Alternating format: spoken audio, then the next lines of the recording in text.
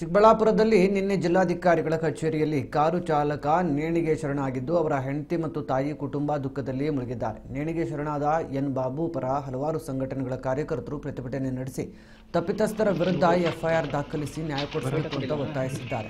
ಅದರ ಬೆನ್ನಲ್ಲೇ ಆತನ ಡೆತ್ ನೋಟ್ನಲ್ಲಿ ಬರೆದಿಟ್ಟಿದ್ದ ಡಾಕ್ಟರ್ ಕೆ ಸುಧಾಕರ್, ನಾಗೇಶ್, ಮಂಜುನಾಥ್ ವಿರುದ್ಧ ಎಫ್ಐಆರ್ ದಾಖಲಾಗಿದೆ. ಮಾಹಿತಿ ತಿಳಿದ ಭಗತ್ ಚಾರಿಟಬಲ್ ಟ್ರಸ್ಟ್ ಅಧ್ಯಕ್ಷ ಸಂದೀಪ್ ಬಿ ರೆಡ್ಡಿ ಸಂಜೆ ವೇಳೆಗೆ ಅವರ ನಿವಾಸ ಬಾಪೂಜಿ ನಗರಕ್ಕೆ ತೆರಳಿ ಪಾರ್ಥಿವ ಶರೀರಕ್ಕೆ ನಮಿಸಿ ಅವರ ಹೆಂಡತಿ ಮಕ್ಕಳಿಗೆ ಸಾಂತ್ವನ ಹೇಳಿದ್ದಾರೆ.